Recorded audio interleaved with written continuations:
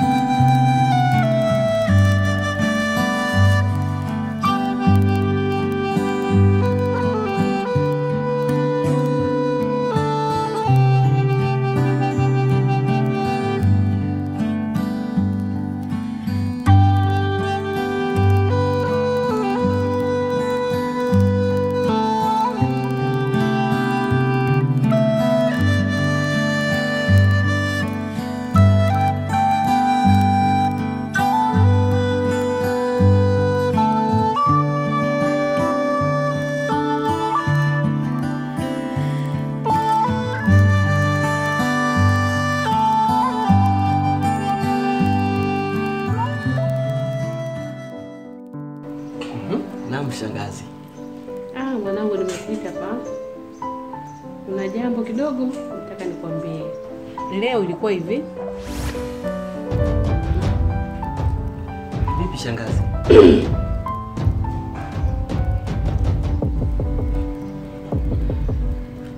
Hapana. Ilikuwa hivi leo. Shangazi. Hebu tulia. Tulia shangazi. Mwanangu. Ndio shangazi. Naona acha mimi niende nyumbani. Shangazi. Unajua dhahiri kabisa shangazi, tumekuzoea shangazi. Isitoshe shangazi, ulituahidi utakuwa na sisi mwezi mzima shangazi. Hapana, acha tu niende mwanangu. Kwa sababu ule ni ugonjwa na yule ni mtoto peke yake na. Basi sawa shangazi. Lakini inabidi nizungumze na mke wangu. Tujue tunaliweka vipi ili swala shangazi. Sawa mwanangu. Lakini tumekuzoea shangazi. Sawa. Nitakuja hapa si nyumbani. Nitakuja mwanangu. Wala usiwe na wasiwasi. Tuko pamoja. Tutabaki wakio. Hapana. Kuna ni hilo tu shangazi au kuna jingine? Hapana, hakuna jingine. Shangazi. Swala hili ungeniita hata ndani tu mo tungezungumzia. Aisee shangazi wewe naye. Unajua tena akili ya uzee. Nishaenda kuzeeka sasa. Shangazi wewe. Nisamee tu mwanangu. Usiwe na wasiwasi. Basi sawa shangazi. Sawa.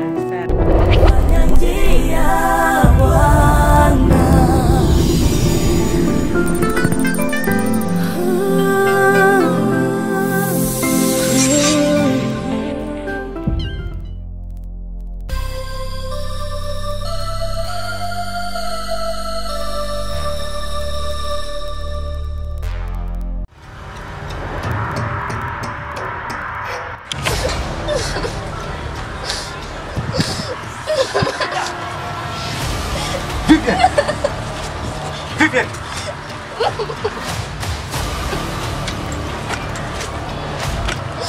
Vivian, ndugu wangu.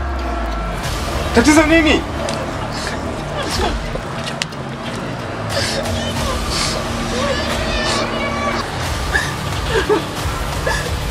Mabegi yako wapi? Kuna watu wamenivamia. Pole mdogo wangu. Pole sana. Yote ni kwa sababu yangu mdogo wangu. Hawajakuumiza mdogo wangu? Wamenibaka.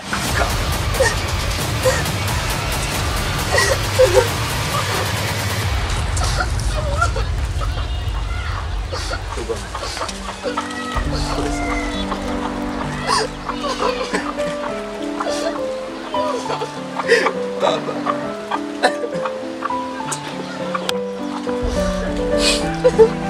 Vivian, ndugu wangu. Pole sana.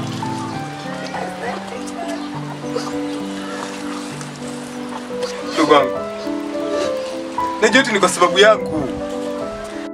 Na ndio maana yote yanakukuta.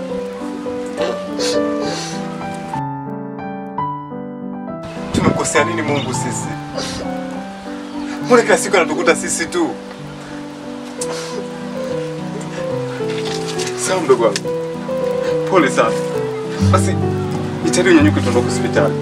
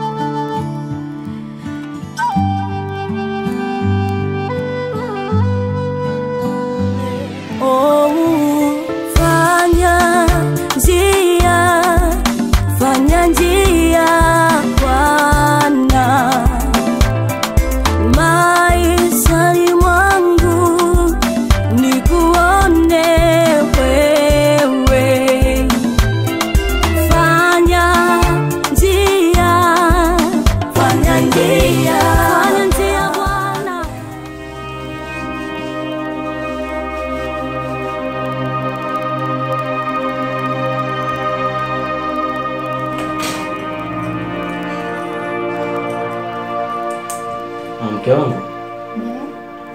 Shangazi aliniambia anataka kuondoka. Kwa nini? Maana alituahidi atakaa na sisi mwezi mzima. Ni kweli. Lakini alisema anahitaji kwenda kumsaidia nao kwa sababu kuna mgonjwa kule na watoto pia. Lakini tumemzoea sana shangazi. Tutabaki wakiwa sana kiondoka. Ni kweli. Hata mimi pia nilimweleza.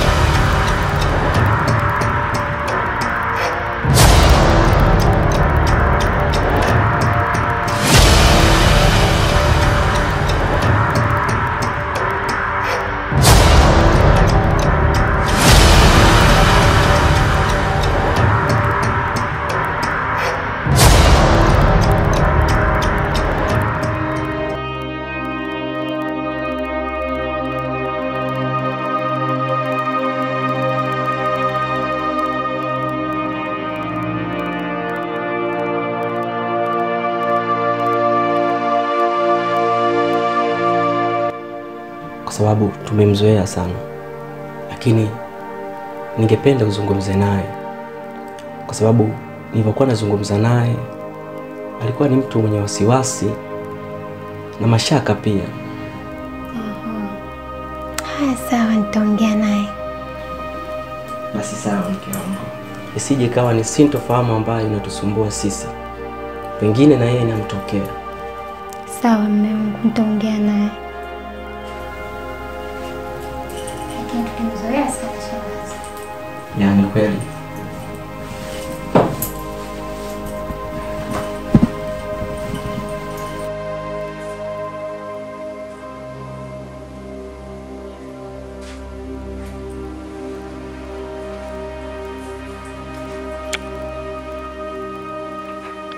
Yapendeza mke wangu. Unapendeza sana. Yaani mpaka nakuonea wivu ujue. Kweli. Unapendeza. Asante. Haya. Mke wangu. Basi twende. Haya, ngoja na mimi nikaongee na shangazi. Jitahidi. Haya.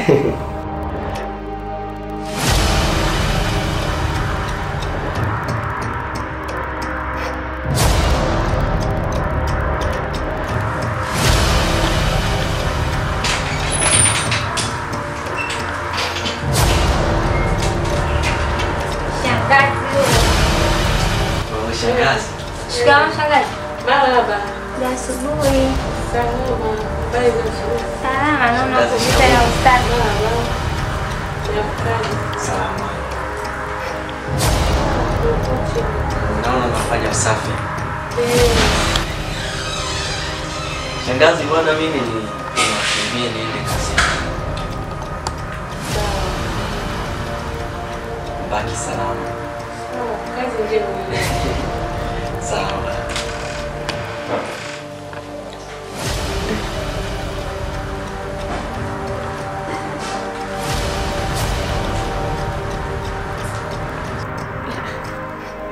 Kutoka saa ngapi? Sasa niingia chooni. Au kwamba alivyotoka sijamuona, niliangalia huku. Lakini hapana. Aliingia chooni. Kwanza nile kaangalia.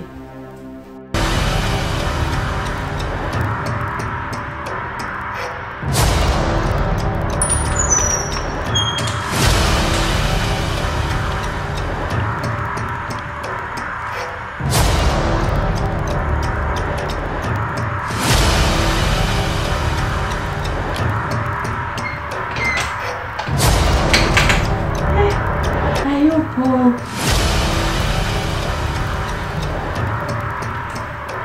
Toka saa ngapi mwanamke? Haya bwana, kujua ni nini?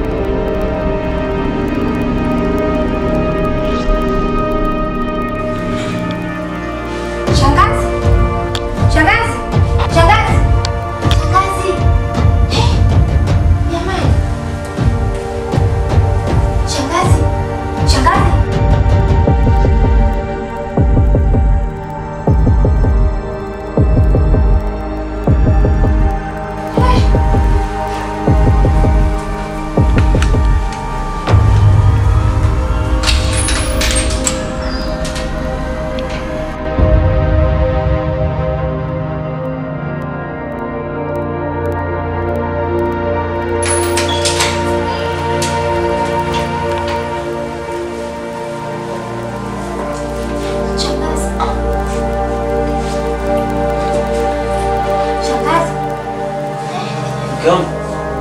Nani? Mimi hata sielewi, ndio narudi tu kusikiza nimefika hapa nikukuta kwenye hali hiyo. Shangazi. Shangazi. Basi mama kaita maji kidogo glasi.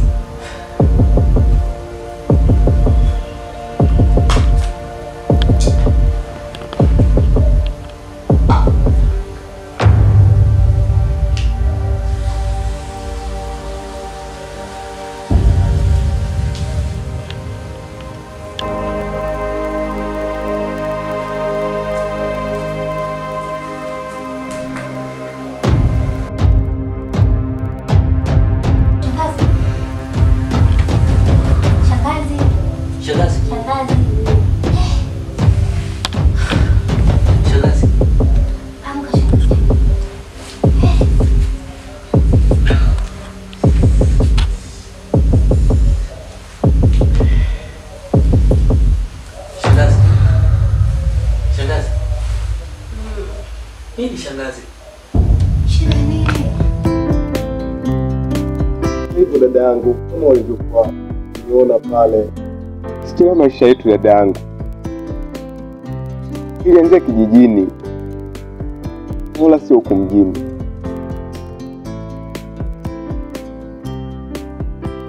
Tulikuwa na wazazi wawili. Tulikuwa na baba na mama waliotupenda sana. Lakini alianza kufa mama. Akaja akafa baba. Lakini wakati baba anakufa, hakuwahi kutuachia usia kuwa anadaiwa.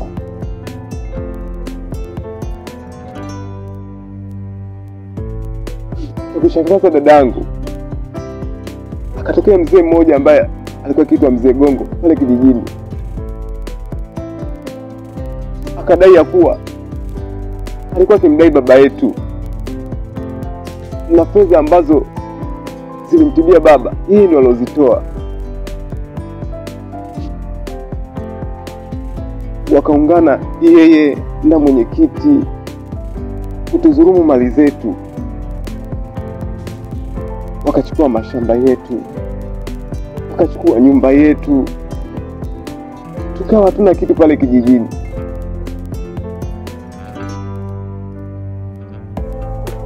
Zaidi ya yote dadangu, Mzee Gongo hakutosheka,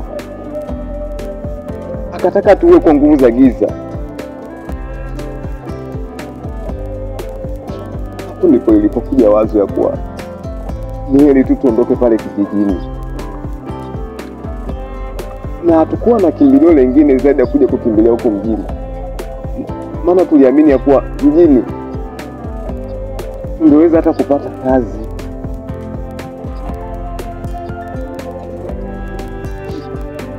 Lakini cha kusikitisha, tulifikia kwenye jumba bovu na tunalala mule.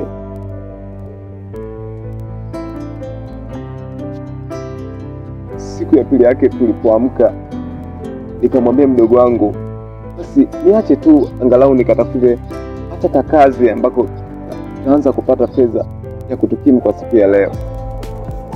Nimwache mdogo wangu pale kwenye lile jumba bovu. Iliniuma, lakini nikamwambia mdogo wangu, baki tu niende nikatafute angalau nipate fedha. Nilimwacha mdogo wangu pale. Dangu, wakati narudi sikuamini, nikuta mdogo wangu amelala chini, ambacho kilinishtua sana. Baada ya kufika pale na kumwangalia mdogo wangu, sikuamini dadangu, nikakuta yale mabegi yetu yamechukuliwa. Mdogo wangu akiwa kwenye hali mbaya sana.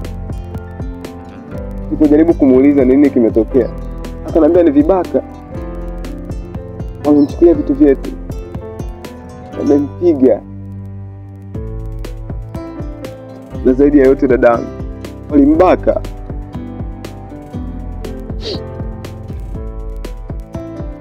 Hii ndio sababu ambayo nilikuta siku ile pale. Nimechanganyikiwa dadangu, sijui wapi niende. Hii ndivyo ilivyokuwa. Nakushukuru sana kwa moyo wako mpaka hapa nilipofikia. Pole sana. Asante dadangu. Pole sana, na nikutie moyo tu kwamba unatakiwa uwe jasiri.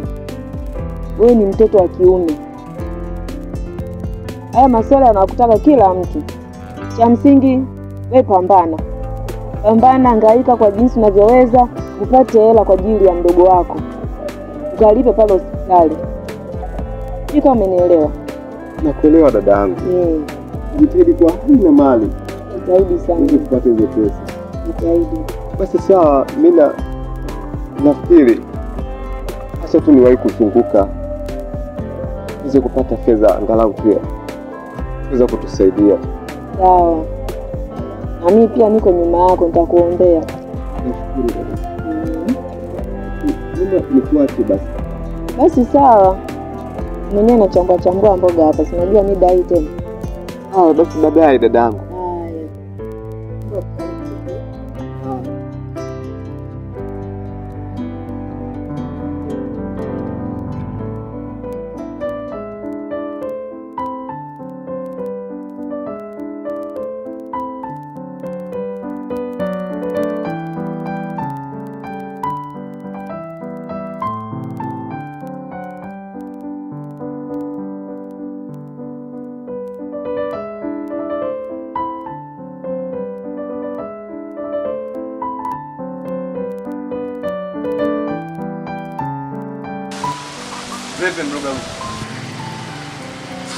Brother, namshukuru Mungu sana kukuona.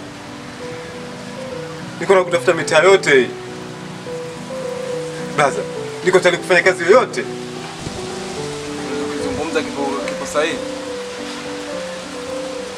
Brother, niko tayari, kweli kabisa. Uko tayari kweli? Niko tayari. Kaa kwanza.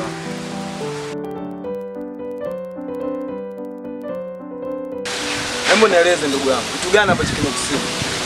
Brother, ndugu yangu nimemkuta kwenye hali mbaya sana. Umemfanya kitu kibaya sana. Kweli nimeamini maneno yako brother. Tatizo wenyewe lugha mkitoka huko kijijini huko mkija huko town mnajikuta mnajua sana, mnajikuta mnaweza. Kati sisi ndo madoni tunaweza ni. Na hapa nilipofikia niko tayari kufanya kazi yoyote ili mradi niweze kumwokoa mdogo wangu.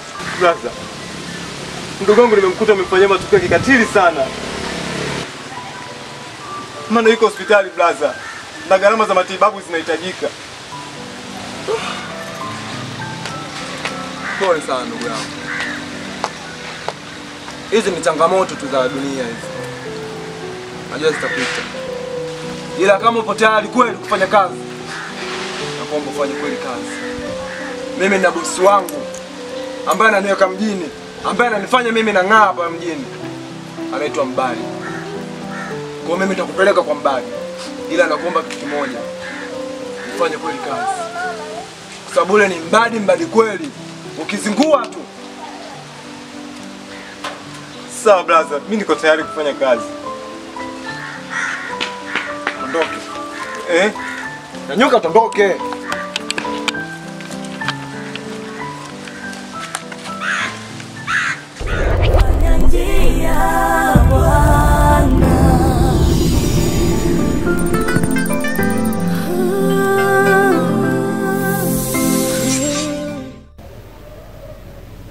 Mke wangu. Mume wangu, jambo nilikuitia hapa ni jambo moja. Kuna vitu vinanichanganya sana. Vitu gani tena? Yaani kiukweli vinanichanganya. Sauti wote. Yaani kiukweli vinanichanganya. Na hivi vitu mara ya kwanza nilikuwa navichukulia simple tu, masiara tu. Kama tulivyozoea maisha yetu utani. Lakini kuna usiri lazima uone kwenye hivyo vitu. Mume wangu, nakumbuka ile siku unajiandaa kwenda kazini. Nikakwambia mbona unaondoka bila kunywa chai? Ukasema chai gani mke wangu? Mbona mimi nimeshakunywa. Ile siku mimi sikuandaa chai. Unataka kuniambia ile siku kunitengea chai mke wangu? Sije kutengea chai. Yaani ulivyoniacha pale nimelala ndio vile vile. Mimi uja kushtuka pale na kuona ndio vile unavaa nguo. Unaona? Lakini kiukweli mimi siku ile mimi sikuandaa chai. Sio kama unanielewa mwanangu. Halafu na siku nyingine tena ukaniambia hivi umeniona nje nafanya usafi. Halafu ndani ulipofika umeniona tena mimi. Kwa mimi vitu vinanichanganya. Sasa mara ya kwanza sikuchukulia serious. Lakini kwa jinsi siku zinavyozidi kwenda vitu vinanichanganya kwa kweli. Kuna siku pia niliota ndoto. Yaani nilimwona mtu kama mimi kafanana, yaani unajua kufanana? Yaani mpaka gauni nililolivaa. Amesimama eneo ya kwenye kabati. Nikatoka chumbani nikakimbia nikaja sebleni. Nafika sebleni. Namwona tena mtu yule kafanana mimi kakaa mbele yangu tena ananichekea. Yaani niliogopa. Lakini baadaye niliposhtuka nikapotezea nikajua ndoto tu. Maana ndoto zingine bwana zinakujaga tu. Kwa kama kuachana nazo. Unajua mke wangu? Swala hili linakuwa zito. Tena zito kweli kweli. Sasa tunafanyaje mimi? Mke wangu, hili jambo tulifanyia ufumbuzi. Yaani hapa swala ni zito kweli. Yaani hapa vitu tu yani tutafuta ufumbuzi tunafanyaje? Mke wangu. Sawa, basi nimefurahi kama tumeungana kwenye hilo. Yatima wanakulilia, wajane wanakusubiri, vipofu Yesu, viziwi baba, wenye shida mbalimbali, wakutane nawe Yesu, wakutane nawe Yesu, wakutane nawe Baba. Fanya njia, fanya njia, fanya njia.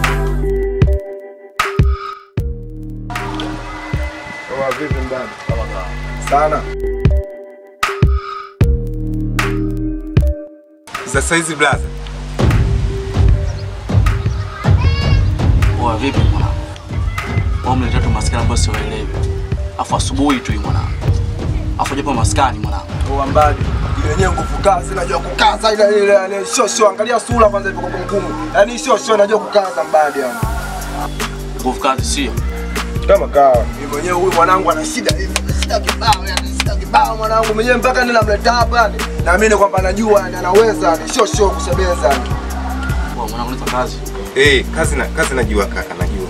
Sasa mwanangu sio ule mrembo hapa mwanangu. Tuna habari sawa? Sawa. Oya. Zamana wewe unajua. Malele. Hapa ni mwendo wa kazi tu. Ndio. Hauna lele mama, sawa? Sawa. Unakuwa mwili mkubwa alafu sauti ya kilembo, vipi wewe? Komaa. Sasa sikia. Maelekezo yote atakupa off sawa. Au vipi? Sawa kaka. Oya.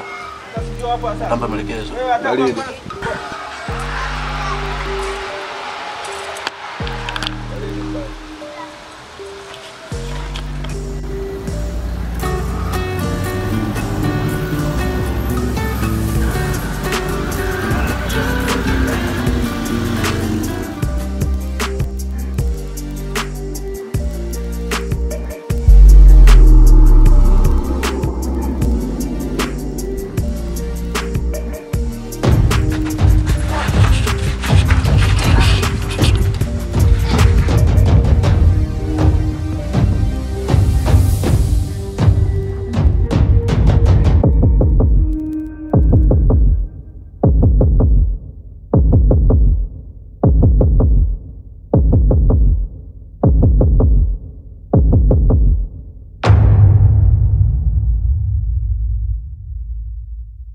Yatima wanakulilia, wajane wanakusubiri, vipofu Yesu, viziwi baba, wenye shida mbalimbali, wakutane nawe Yesu, wakutane nawe Yesu, wakutane nawe Baba. Fanya njia, fanya njia, fanya njia. Kutana na wagonjwa hospitalini, wanakuhitaji Bwana. Kutana na wakulima masomani. Karibu. Asante. Habari za huko? Huko namshukuru sana Mungu. Umepata hela?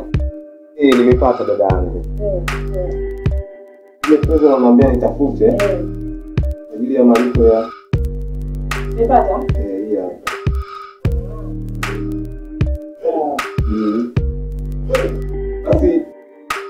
Sawa, mimi naomba nitoke. Sawa, usiofu na kuona mashaka. Wala. Dada yako yuko salama atapona. Nashukuru. Sio na hofu. Ila kwa makini huko na kwenda. Sawa, ina tatizo. Lakini naomba nitoke mara moja. Haya. Baadaye. Haya.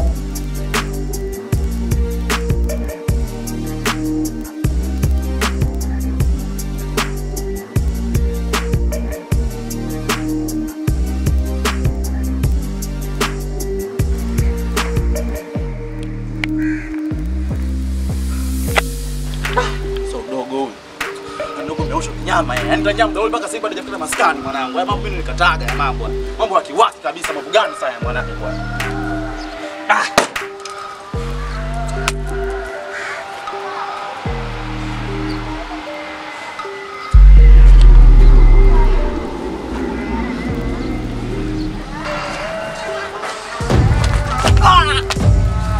Sikia mwanangu.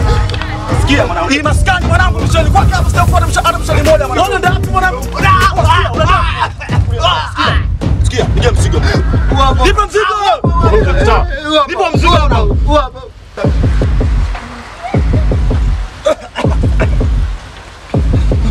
Poa mwanangu. Oya, usileta uni maskani mwangu, sawa? Usiniletie. Unipaswa kwa hela. Nipe mzigo. Nipe hela mwanangu. Bali usinendishi, sawa? Alafu kijana anajua kitambo mwanangu. Piga mzigo. Oya, nipe mzigo. Nipe kwa sikia, nipe mzigo. Oya mwanangu. Isipiga inasijua kitambo mwanangu. Utimisha siya kufeli, nipe mzigo mwanangu. Unachafu wewe, nitakuchafua mwanangu. Serious. Unachafu. Ndio kweli. Mimi ndo Mbadi. Uliza kocha hapo. Wanafahamu Mbadi ndo nani. Alafu mtoto mdogo tu unakuja unachezea akili yangu. Sikia. Ngoja nikuonyeshe pumbavu unajua. Wewe Mbadi. Tia mwanangu. Uone atia. Wanija. Wacha panga babu, mambo gani babu ambao unafanya? Mambo gani sasa mwanangu hapa? Vichongo gani angalia mtu kalala hapo ndo kumalizie babu? Mambo gani ambao unafanya sasa mwanangu? Sikia mwanangu, sawa. Udogo unaletea mwanangu dogo miarusho, sawa. Dogo tumpiga mshindo, unaondoka na pochi mwanangu, pochi hela kibao. Dogo alicheketa mambo gani sasa mwanangu? Haijalishi akafeli vipi hizo kumvumilia babu, si ndo kwanza anaanza kazi, unafikiri mtu ndo kwanza anaanza kazi atawinije? Unafeli mkali bwana. Sikia mwanangu. Unapoongea na mimi, unajua unaongea na nani sawa? Mimi ndo king of gang mwanangu. Baridi, naelewa ndo king, sometimes unafeli king mwenyewe. Sasa angalia mtu mwenyewe akashazima, wafona ndo kumalizia ndo mambo gani sasa mwanangu ambao unafanya? Sasa leo kashazima, unafanyaje mwanangu? Sasa ndo maneno kwa nasubiria weongee. Sikia sasa, tunamchukua na vikolokolo vyake tunachukua kipochi hivi vitambulisho, tunaenda tunamtupa road, atajua mwenyewe na maisha yake. Hapo muongea mwanangu. Sasa shika huko mwanangu. Kama huko. Shika huko na sasa nipigile panga vizuri sana. Pochi kwa bekeka vizuri.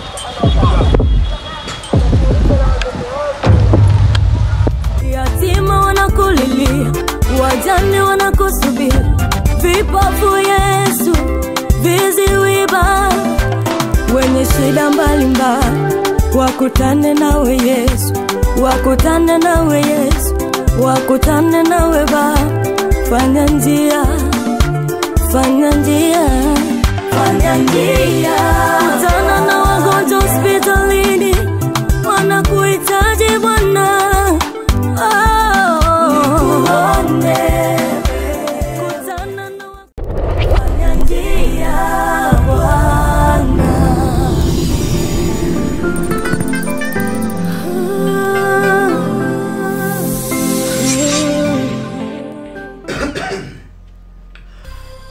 Dada,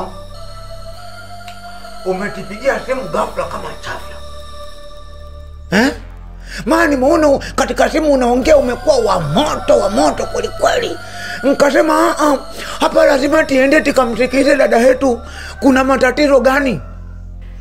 Kaka, mimi nimekuita hapa. Hapa naona humu ndani kama kuna mambo siyaelewi. Yaani kuna vitu vya ajabu vinavyoendelea humu ndani, na hisi hata mtoto wetu hafahamu kinachoendelea. Kwa hiyo nikaona wewe kama mwanaume bora nikuite. Kuna matatizo gani?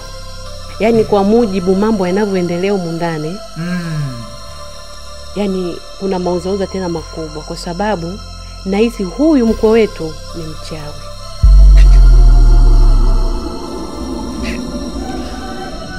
Mbona mambo haya tena yamekuwa ghafla?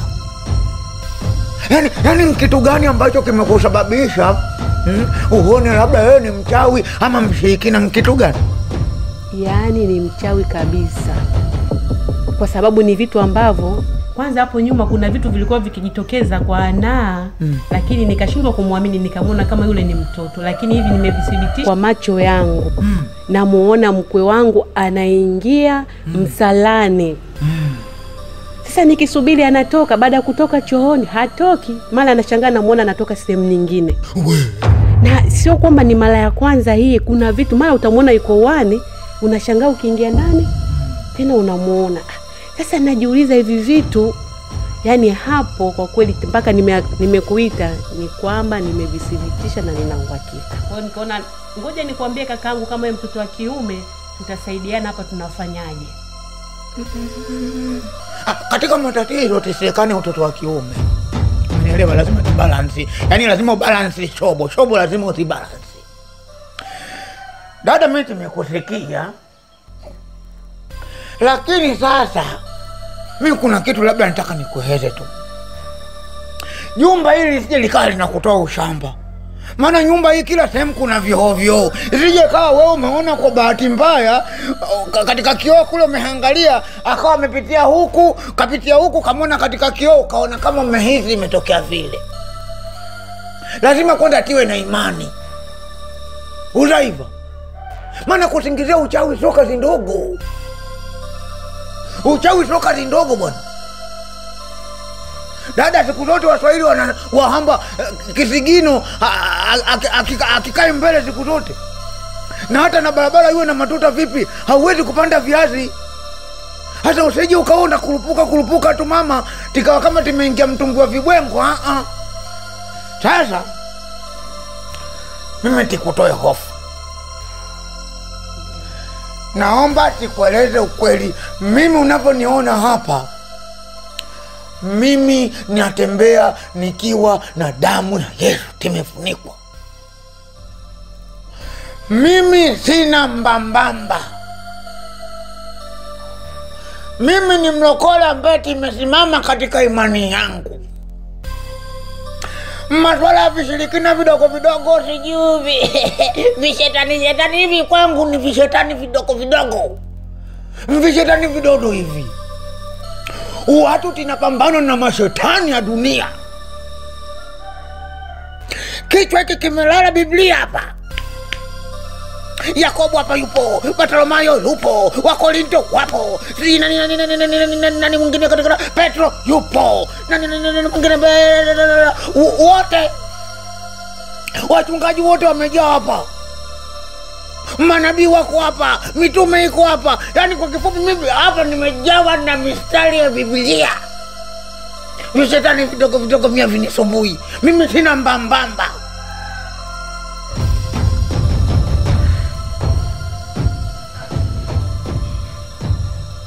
Mbona nywele zinasisimka? Hapana kaka.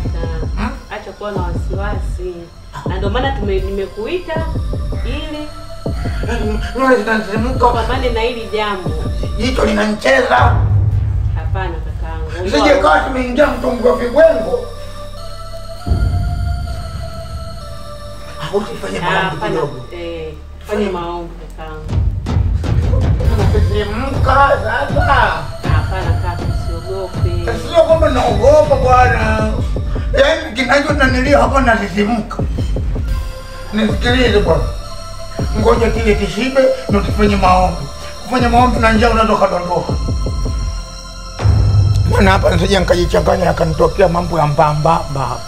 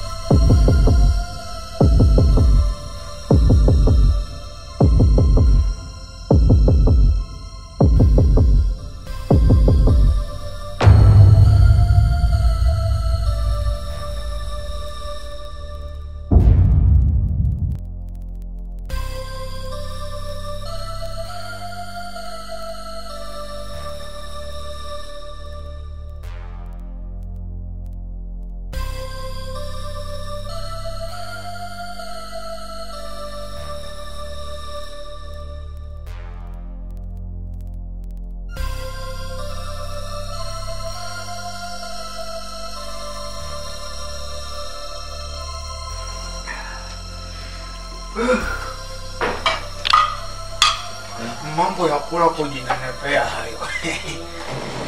Ile tishibe kwanza. Mambo mengine baadaye. Tosha. Sasa hivi upendi chai. Unajua haya mambo ya chai haya zina wenyewe bwana. Ya kihepe haya. Chapati za kihepe hivi. Na wale kuku wationa baba. Au na wakihenyeji. Mabuhawila wale. Chapati lahini. Dadangu na wewe ni fundi wa mapishi. Dadangu wewe bwana utajiri wa roho bwana. Mungu hajakupa tu mamali makubwa, lakini wewe ni tajiri wa roho. Katika madoa makulaji huna mbambamba. Mwenyewe nijue. Ngoja tufanye kama dini inavyoturuhusu. Wanasema kuha ama kuja ni nanilini ibada. Tusiongee wakati wa kula. Kweli.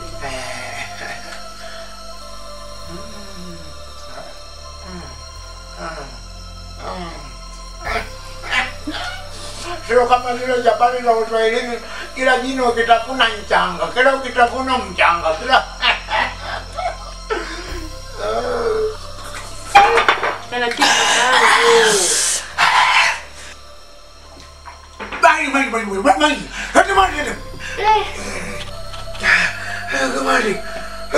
Jamani, kaungua taratibu.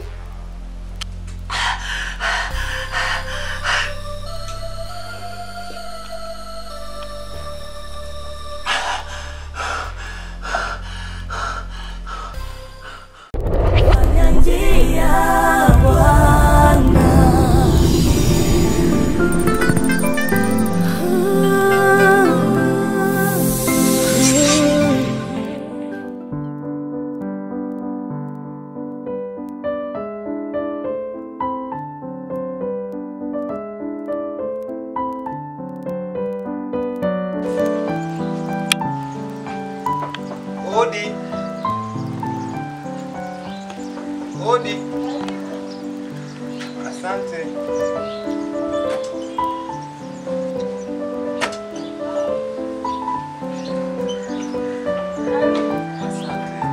Umekuja mdogo wangu? Basi sawa, ngoja tutachukua vitu.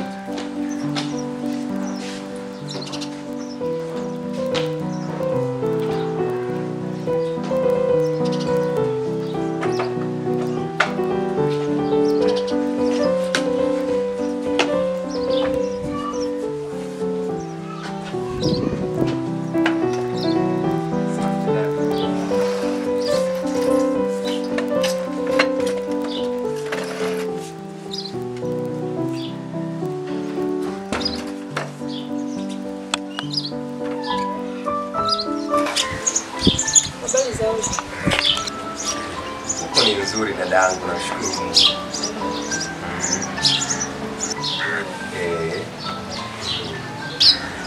Vipi mdogo wangu anaendelea? Umekula lakini? Nilikula chakula kama maji. Lakini bado una huzuni, siku zote tunakwambia tuwe ni mwanaume pambana na kazi. Unatakuwa uwe na sura ya kuchangamka. Sijali dadangu, hii ni kwa sababu tumeungana mgeni hapa mjini. Utachangamka. Ila kweli hilo nini? Mdogo wangu anaendeleaje? Inaonyesha kama huko ulikokuwa ulikuwa unawaza tu mdogo wako muda wote. Hata hujapumua. Ni kweli dadangu, sina ndugu mwingine ambaye amebakia ni zaidi ya mdogo wangu. Lakini always huwa anakuambia, unajua kama wewe ndio baba, wewe ndio mama. Nakumbuka unaniambia. Mimi na ndugu. Yes. Dadangu usijali, haya ni mazingira tunapitia sasa. Lakini mimi ni jasiri sana. Nikwambia wewe ni mtoto wa kiume, unatakiwa uwe jasiri, uwe na moyo mkuu. Usijali dadangu. Bado una safari ndefu.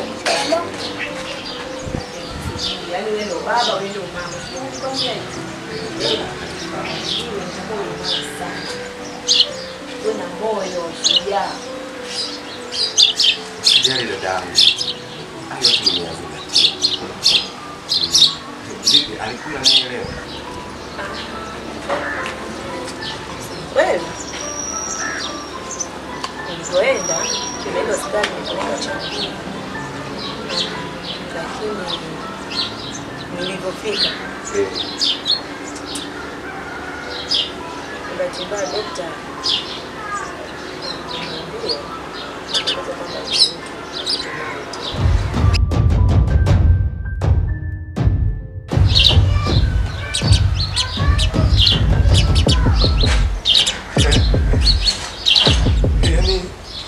unasemaje hapo?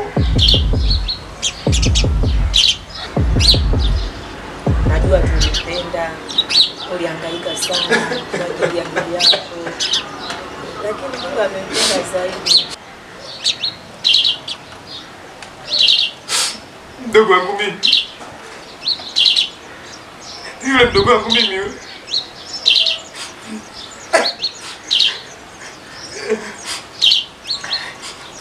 Mimi najua sio mdogo wangu. Huyo hapo huyo sio mdogo wangu mimi. Najua ni vigumu kuamini. Hapana. Ni vigumu kuamini na majibu yaliotoka ndio hayo. Mdogo wangu mimi. Najua ulipalangana. Najua kweli ulihangaika kwa ajili ya kuokoa maisha ya mdogo wako. Lakini Mungu amempenda zaidi. Mdogo wangu mimi, Hapana, sio mdogo wangu. Mimi najua sio mdogo wangu. Huyo sio mdogo wangu mimi. Mdogo wangu mimi hawezi.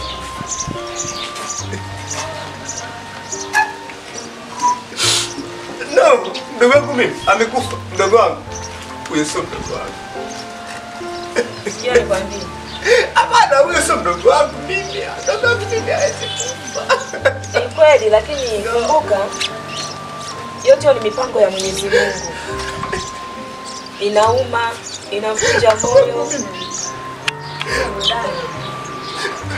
Yaani unamaanisha kweli mdogo wangu amekufa? Najua utaumia kwa mambo mengi kwa sababu mlikuwa wawili, mnaendelea kucheka, mnakula pamoja, mnataniana. Lakini huyo sio mdogo wangu mimi. Hebu naomba utulie. Tuliza moyo. Najua inauma, najua ni mbaya kweli, lakini kama Mungu alikusaidia akakuwezesha mpaka ukanipata vitu ukashirikiana kupeleka mdogo wako hospitali na hata leo bado tuko pamoja. Uwe na moyo mkuu, nilikwambia wewe ni mtoto wa kiume, jikaze, uwe na moyo mkuu, bado kuna safari mbele. Uwe na moyo mkuu baba, uwe na moyo mkuu baba. Kwa nini baba umelosi mdogo wangu wa pekee yule? Jikaze. Najua inauma, inaumiza. Ndio. Kwa nini amekufa? Kwa nini ameruhusu afe sasa? Jikaze. Najua inauma, inaumiza. Ila ndio majaribu yamejua mwanadamu. Uwe na moyo mkuu. Mimi tena lakini mbona umemwacha mimi? Mimi tena lakini. Mipango ya Mwenyezi Mungu. Jamani, mipango ya Mwenyezi Mungu haizuiliki. Uwe na moyo mkuu.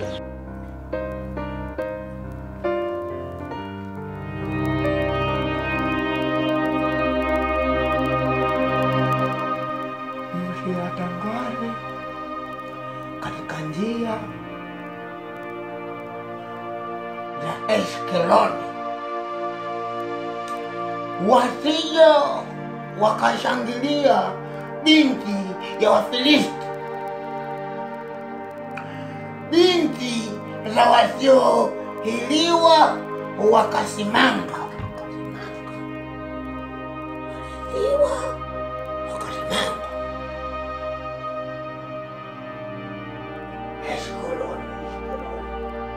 Wanasema Biblia ukielewa vizuri unakuwa na hekima, busara nyingi, ubarikiwa duniani. Ukitaka kuviona vitu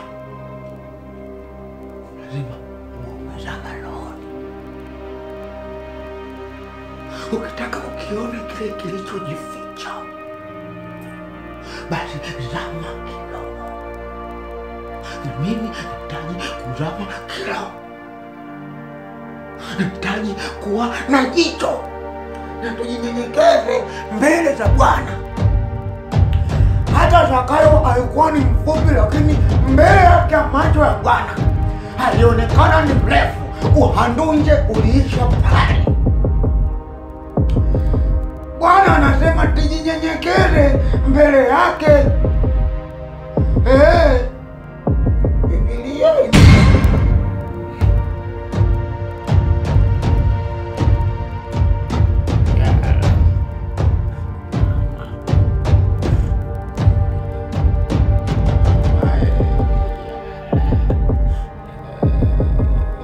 ni yeye jamaa.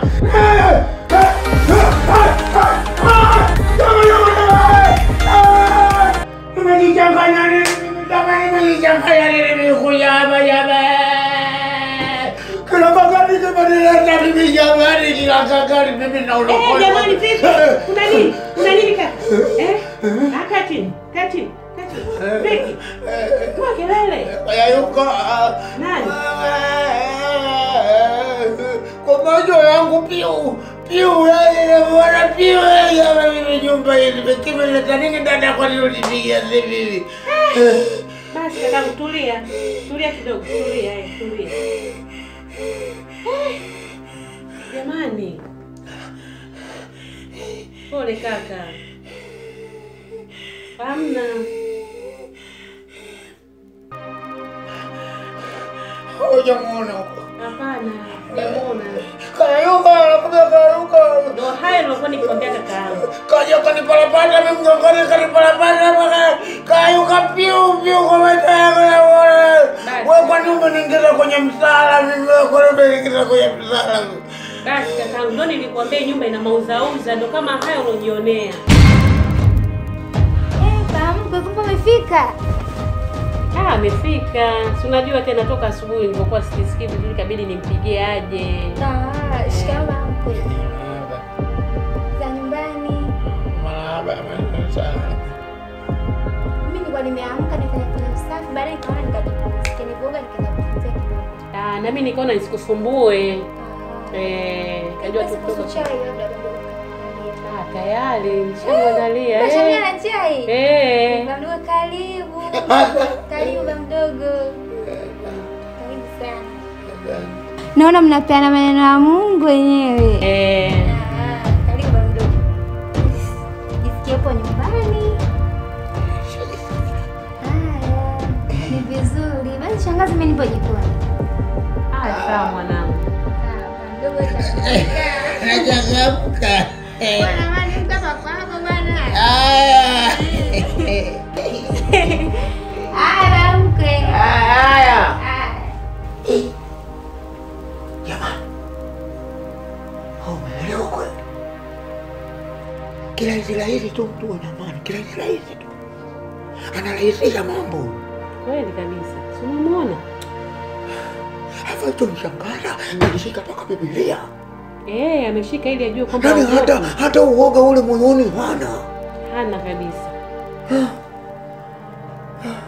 Hii aliliamba mbadui. Hapa tumejichanganya. Tena tumejichanganya sana kakaangu. Umeona mambo hayo nilikwambia? Umeshuhudia kwa macho yako. Hani ukisikia mtu tunaanza kunywa chai na Biblia ndo mwaka huu. Kweli hapa ni mwendo wa kufunga, kupiga maombi. Huyu ataondoka tu. Ndio. Huyu pepo mbaya ataondoka. Au tunaita hata wachungaji tunabaki nalala nao. Wachungaji kidogo tunapolala tunaomba na wachungaji watakuja wataomba. Basi wewe usisahau kunifanyia maombi sana mimi. Wote tufanye maombi. Ndio. Na wewe kaka jikaze. Hakuna kuogopa. Najikaza ile kama ajali tu. Kama ajali haina kinga. Mimi nakutegemea wewe. Unafikiri mimi angeniandaa ngetoboa? Akuandae nini sasa? Kaja mimi hajaniandaa. Anakuandaa nini? Mimi niko vizuri kabisa, mimi niko vizuri kimaombi, mimi niko vizuri.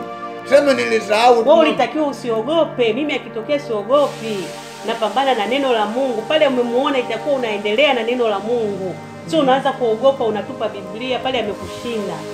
Akikutokea simama na Biblia soma. Nilisahau fire. Nikasema Magomeni. Jamani, ajali haina kinga. Asante sana dada yangu kwa moyo wako wa huruma. Maana laiti kama singekuwa nimekutana na wewe, yaani mpaka leo sijui ningekuwa wapi. Asante sana kwa moyo wako wa huruma. Haya, nashukuru. Nashukuru pia na ninafurahi kwa sababu unakumbuka fadhila. Na wengi ambao kuwatendea wema huwa wanasahau kabisa. Hata kipindi cha Yesu kuna watu ambao waliwafanyia uponyaji, lakini baada ya kuponywa waliondoka, na baadaye mmoja alirudi kushukuru. Kwa hiyo hata umekumbuka fadhila pia, japo ni kwa kidogo sana, nimekusaidia kwa kidogo, lakini umekumbuka. Nashukuru pia kwa hilo. Lakini umewahi kusikia habari za Yesu? Yesu ndo nani? Nimekuuliza hivi nikiwa na maana kutokana na mapito uliyopita, changamoto ulizopitia. Nikajua moja kwa moja huu ni kwa sababu yuko gizani, hamjui Yesu. Laiti ungekuwa umemjua Yesu, usingefika kote huko. Au hata kama Mungu aliruhusu ufike kule, lakini kuna jinsi ambavyo angekusaidia, angekubeba. Yesu ndo nani dadangu? Uje kusikia mahali popote. Mungu wetu anahubiriwa kila sehemu. Wengi hawamjui. Na wengi wanamsikia tu, hawajui maana yake, hawajui ana msaada gani kwa mwanadamu. Umeona? Lakini Yesu ni nafsi ya pili ya Mungu Baba. Na nafsi hizi tatu. Kuna Mungu Baba, Mungu Mwana na Roho Mtakatifu. Mungu ndiye Mungu aliyeumba vyote tunavyoviona hapa duniani, na ndiye aliyekupa pumzi wewe, ndiye anayekufanya wewe leo unatembea, unapata riziki, unaishi maisha yako. Ni Mungu huyo. Lakini Mungu pia ana mwana ambaye alimtuma duniani kwa ajili ya kutukomboa sisi wanadamu. Na tunapokombolewa na huyu Yesu, ndio tunapata neema ya kuishi maisha mazuri matakatifu. Anatuepusha na shida, taabu, mikosi, laana, vitu vingi ambavyo kama hivi vimepitia hivi. Maana yake Yesu yeye alipokuja duniani, alikuja ili kumkomboa mwanadamu. Alimkomboa na kitu gani? Yesu alimkomboa mwanadamu kutoka kwenye shida, kwenye laana, kwenye mikosi. Mfano kama wewe uliyoyapitia hayo. Unafika wakati huna mzazi, huna ndugu, huna rafiki, huna jamaa. Unafika wakati unatindikia, unatamani hata ujinyonge. Unatamani labda na mimi nijiue nitoke duniani, lakini Yesu anapokuangalia anakuhurumia. Umeelewa? Anasema mimi ni kimbilio na nguvu, tena msaada upatikanao tele wakati wa mateso. Ndio unapokuwa una shida, unapokuwa una mateso, yeye anakuwa karibu yako kwamba anataka akusaidie. Lakini sasa inategemea, je, unamjua? Umeelewa hapo? Hapo kidogo naanza kukuelewa sana. Umeanza kunielewa? Ndio. Kwa hiyo dada, yani unamaanisha kuwa yale yote ya asante sana Jehova. Tunakushukuru sana Mungu. Tunakushukuru sana Baba. Baba mtenda haki. Baba mwingi wa huruma. Baba unaweza kutusaidia wakati wowote. Baba unayeomba bila kuchoka Baba. Tunasema Baba asante kwa sababu wewe ndio umetuleta duniani kwa nguvu yako. Hakika tutaimba na kulisifu jina lako. Tazama Baba, tunasimama leo kwa sababu ya kuleta maombi juu yako. Tunasimama kwa sababu ya kuja kuleta matatizo yetu juu yako Baba. Kama uliweza kutupa pumzi siku moja, basi uwezi kushinda kutusaidia Baba katika jambo kama hili Baba. Tunajikabidhi kwako leo hii. Tunaikabidhi nyumba yako hii. Tunaikabidhi kwako. Tunaikabidhi, uifunike kwa damu ya Yesu Kristo. Ushushe baraka katika nyumba hii. Kama kuna uchawi hapa, kama kuna mapepo hapa, kama kuna majini hapa, basi leo yatatoka yote. Leo yatakoma, leo yataisha. Tunaikabidhi nyumba yako Baba. Tunaikabidhi kwako. Tunaikabidhi kwako Yesu Kristo. Tunaikabidhi, ifunike nyumba kwa damu ya Yesu Kristo. Yale yote nilopitia ni kwa sababu sikuwa na Yesu. Ukiwa na Yesu. Ukiwa na Yesu, kuna vitu vinapungua. Yaani kuna jinsi anakutengeneza. Cha kwanza anasema hivi, nilikuja ulimwenguni, ukisema kwenye Yohana 3:16 anasema hivi, kwa maana jinsi hii Mungu aliupenda ulimwengu na hata akamtoa mwanae wa pekee, ili kila mtu amwaminie asipotee, bali awe na uzima wa milele. Unaona? Sio kwamba Mungu alivyosema aliupenda ulimwengu kwamba aliupenda ulimwengu huu labda hii dunia hii. Hapana, anaposema aliupenda ulimwengu manake alikupenda wewe, akampenda na yule, akampenda na yule. Umeona? Akasema kabisa amependa ulimwengu ili kila, hata akamtoa mwanae wa pekee, manake akamtoa Yesu Kristo. Umeona? Afe kwa ajili yako, kwa ajili ya yule, kwa ajili ya huyu hapo, ili yoyote anayemwamini awe na uzima wa nini? Wa milele. Kumbe kazi inayotakiwa ni kumwamini Yesu. Unapomwamini Yesu, cha kwanza anakupa uzima wa milele. Uzima wa milele nadhani uzima unauelewa. Wa milele sana kwambia, maana yake kuna jinsi ambavyo Mungu anakupa neema. Ulikuwa ni mtu wa kuumwa, leo umeumwa kichwa, umetoa hela, umeenda hospitali, umepona. Kidogo kesho tena umepata ugonjwa fulani, labda mgongo, umesikia mara homa, umepata malaria. Yaani yale magonjwa ya ovyo ovyo huwa Mungu anakuepusha nayo. Ndio maana akasema anakupa uzima wa milele. Ulikuwa ni mtu wa kuumwa, hautoumwa tena. Ulikuwa ni mtu wa kupata fedha, labda umeajiriwa, unafanya biashara, unapata hela, umepata ugonjwa, umepata changamoto fulani, hela imepitiliza. Unakuwa unadukuduku na mashaka, unaishi maisha ya hofu, maisha ya shida. Ndio maana akasema awe na uzima wa milele. Maana yake atakomesha magonjwa, anakomesha mateso. Sio masuala ya chuma ulete kwenye biashara, yeye anayakomesha. Pale tunapokubali kumwamini na kumpokea.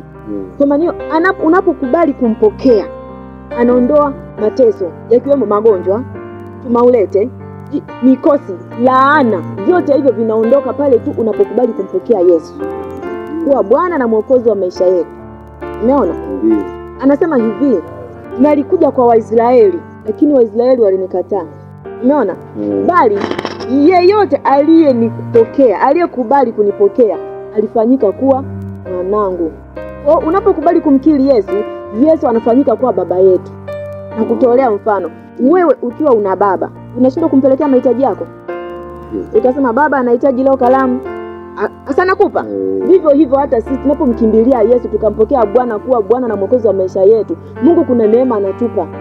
Ukiwa wewe uzima, una shida yoyote, unakimbia unamwambia baba, mimi najisikia ninaumwa, ninajisikia hivi na hivi. Ukisema kwenye Mathayo 7:7 anasema ombeni nanyi mtapewa, tafuteni nanyi mtaona, bisheni nanyi mtafanyaje?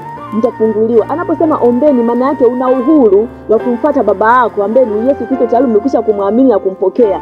Una uhuru wa kwenda kupiga goti kumwambia baba, nimekubali, ninaomba hiki na hiki. Unachokiomba Mungu anakupa. Anaposema tafuteni, tayari wewe ni mtoto wa Yesu. Kuna neema ambayo Mungu anaiachilia ndani yetu. Upate shida kutafuta mahitaji yako, upate shida kutafuta kazi zako, biashara, utumii ile jasho. Unaona kuna mtu anaweza akatoka asubuhi nyumbani kwake akaaga akaenda kufanya biashara, akaenda kutafuta kazi, lakini akarudi jioni hana kitu chochote, maana yake kazi iligoma, biashara pia imeharibu. Toka asubuhi mimi sijaona mteja yoyote. Umeona? Lakini sisi tunapompokea Yesu, Mungu anakomesha yale yote. Maana yake ukienda kutafuta utaona. Amesema hivyo kwenye Mathayo. Ndio. Utaenda kubisha utafunguliwa. Kwenye kubisha pale ni kwamba unapata kibali, unapata upendeleo wa kiungu. Kuliko kwenda kwa mtu unaenda unabisha unaambiwa toka hapa, mbona kwenda wewe? Sijui na nini? Umeona? Unafukuzwa kama mbona, lakini unapokuwa na Yesu, unafika unabisha unapata kile kibali, unapokelewa. Umeelewa? Hapo nimekuelewa. Kuna upendeleo wa kiungu. Kwa hiyo na mimi naweza nikampata Yesu sasa hivi ili abadilishe maisha yangu. Inawezekana. Basi twende na mimi nikampata huyo Yesu. Maandiko yanasema hivi, kwa moyo mtu waamini hata kupata haki, na kwa kinywa ukiri hata kupata wokovu.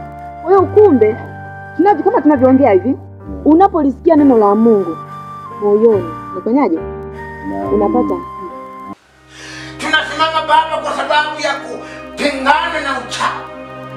Tunakingana na vitu vyote vya ajabu, majini, mapepo, mashetani, makiroboto, makila kitu yatoka katika nyumba hii. Itazame familia hii katika sura ya 3 Baba. Usituache peke yako tuangamie, kama ulivyosema Alishadai, utatubeba na utatukomboa.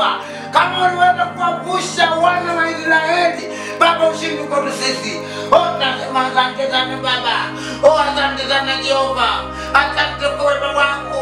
Asante kwa utukufu wako. Shusha damu yako hapa. Shusha kila kitu chako. Washusha malaika wako. Washusha kila kitu chako. Fungua baraka katika nyumba hii. Tunasema asante Baba kwa sababu wewe ni kila kitu. Tunasema asante Baba kwa sababu wewe umekiumba. Ni nani ambaye anaweza kusimama zaidi yako Baba? Nani atakayeweza kusimama zaidi yako Baba? Nasema Baba, kama uweza kuwavusha wana wa Israeli, utaweza kutuvusha na sisi leo Baba. Tazama watoto wako tunasimama mbele yako na kusema kwamba wewe ndio unayepaswa kutusimamia Baba. Bariki uzao wa familia hii Baba. Mapepo mabaya, mapepo machafu, mashetani, majini. Unaamini kwanza, ukishaamini unapata haki. Na baada ya hapo unakiri kwa kinywa. Maana Mungu anataka asikie sauti yako. Kwamba sasa hivi Baba, nimeamua kuachana na yote ya dunia hii. Unakumbuka tunapokuwa tunaishi na mambo mengi. Mfano, kuna watu wanaishi wanatoka kwenye maagano ya kiganga, kuna watu wanatoka kwenye maagano ya mizimu, kuna watu wanaokoka wanatoka kwenye mateso ya kichawi. Ukilala ndani wewe hulali usingizi. Usiku mara bati limetembelewa, mtu ametembea juu ya bati, mara umepigwa usiku. Yaani kuna shida mauza vitu kibao, umeona? Lakini sasa unapokiri sasa kwamba Bwana, mimi nataka nitokane na haya yote. Wengine kwa wanatumikishwa kwenye uchawi kabisa. Umeona? Wengine waligeuzwa misukule. Wanaishi kwenye hayo mateso. Sasa ukitaka kutoka kwenye hayo mateso, cha kwanza lazima uamini. Umeona? Usikie neno la Mungu. Ukishalisikia unaliamini. Ukiliamini unapata haki. Umeona? Na ukikiri kwa kinywa, unapokiri kwa kinywa, unapata neema ya upendeleo kufanyika kuwa mtoto wa Mungu. Mnageuzwa. Umeona? Kuna mahali Yesu anasema ya kwamba ninyi ni mzao mteule, taifa takatifu, ni watu wa milki ya Mungu ambao mlitolewa gizani mkawekwa kwenye neema yake ya ajabu. Umeona? Kwa maana hiyo sasa unapokiri kwa kinywa unatoka kwenye yale maagano. Ulikuwa kwenye maagano ya kiganga unatolewa, ulikuwa kwenye maagano ya mizimu unatolewa, ulikuwa kwenye laana na mikosi unatolewa, ulikuwa kwenye shida nyingi, taabu kama zile ulizopitia unatolewa mahali hapo. Umeona? Unafanyika kuwa mtoto wa Yesu Kristo. Sasa ukishakiri kwa kinywa unasalishwa. Kuna sala moja inaitwa sala ya toba, sala ya upatanisho. Unapatanishwa wewe na Baba. Ukishapatanisha wewe na Baba wa mbinguni, tayari mbingu zinakufahamu, zinakutambua. Na ni upendeleo wa ajabu na neema kubwa, kwa sababu maandiko yanasema kwamba mwenye dhambi huyu tu mmoja, mwenye dhambi mmoja anapotubu, mbinguni malaika wote wanasimama, wanashangilia. Wamekutoa kule kwenye ufalme wa giza, kwa maana una thamani kubwa mbele za Mungu. Na ndio maana tunapata neema na upendeleo hapa duniani baada ya kumkiri Yesu Kristo. Ndio. Basi sawa, mimi niko tayari kumpata huyu Yesu sema kweli abadilishe maisha yangu. Sawa. Lakini unakumbuka nilikwambia kwamba Yesu anapatikana kwa kukiri. Lakini na sio kukiri tu, yaani unapokiri unaamini moyoni. Sawa. Unaamini kwamba umempokea Yesu na unayaacha yote ya nyuma. Ulikuwa mvutaji sigara, unaacha. Ulikuwa mzinzi, unaacha. Ulikuwa mwasherati, unaacha. Kila kitu ambacho unakiona kiendani na mapenzi ya Mungu unaachana nayo. Na hapo ndipo Mungu atakapoanza kukupa upendeleo wa kiungu, fanyika kwa mtoto wake. Dadangu, niko tayari kumpokea huyu Yesu. Angalau na mimi nibadilishe maisha yangu. Basi sawa, kwa kuwa uko tayari, mbingu ziko mahali hapo. Maana maandiko yanasema walipo 2 au 3 kwa ajili ya jina langu, na mimi nipo katikati yao. Kwa maana hiyo Mungu yuko pamoja na sisi sasa. Umenielewa? Mungu yuko pamoja nasi sasa hivi. Hapo unachotakiwa ni upige magoti, utanifuatisha sala nitakayokupa. Na baada ya hapo nitakuombea. Nikishakuombea tayari mfalme wa nuru, mfalme wa Mungu wetu utakuwa umeshakupokea. Utakuwa ni mtoto wa nuruni tena. Dadangu, nikimpokea Yesu na mimi maisha yangu yatabadilika. Kwani nimekwambia Mungu ameumba mbingu na nchi. Vyote hivyo ameviumba yeye. Huyo Yesu anahamia ndani kwako. Yesu utakuwa hivyo ulivyo? Hapana. Unaona? Lazima Mungu abadilishe maisha yako. Unabadilika kabisa, unakuwa tofauti na sasa ulivyo. Mimi niko tayari hata Yesu. Kumpita Yesu ni nakiri kwa kinywa, lakini moyo wako unaamini na unaacha yote. Niko tayari. Niko tayari nimekuacha yote sababu natamani maisha yangu yabadilike dada yangu. Uamuzi mzuri sana huo. Unaweza ukapiga magoti na nitakuombea maneno utakayoyatamka utayafuata. Haina tatizo. Utafuata yale unayoyatamka mimi na baada ya hapo nitakuombea kukukabidhi ufalme wa nuru kwa Yesu mwenyewe. Natokea hapo utakuwa kiumbe kipya. Na pale yote yatapita utabadilika. Sawa? Sawa. Unaweza kupiga magoti. Nampata Yesu kabisa nabadilika dadangu. Yaani unampata Yesu na unabadilika, kila kitu kinabadilika. Anasema kabisa kwamba tazama nafanya mambo yote kuwa mapya. Na kale yote yanapita na tazama yanakuwa mapya. Wewe ukishampokea Yesu mambo yako yote yanabadilika, unakuwa kiumbe kipya. Unakuwa mtoto wa Yesu Kristo, yote yanapita. Hakuna mizimu tena wala wachawi wala waganga wala tabu wala laana za kukufuatilia.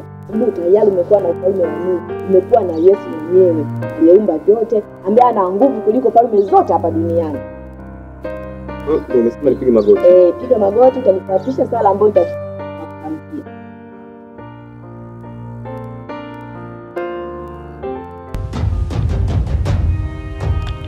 Vitu vyote Baba vilivyokuwepo mbele yako. Tunasema Baba asante kwa sababu tunajikabidhi mbele yako. Tukisema kwamba wewe ndio kila kitu.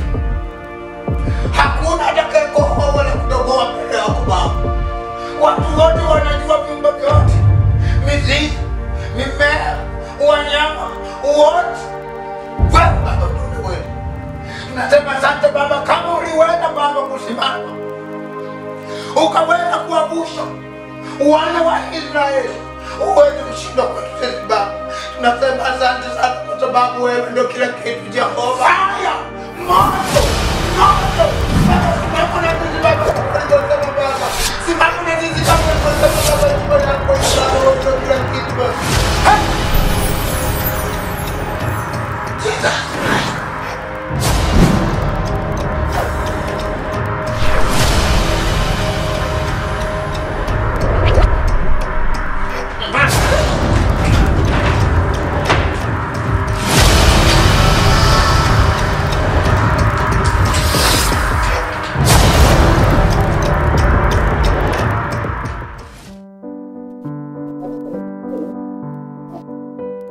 Bwana Yesu.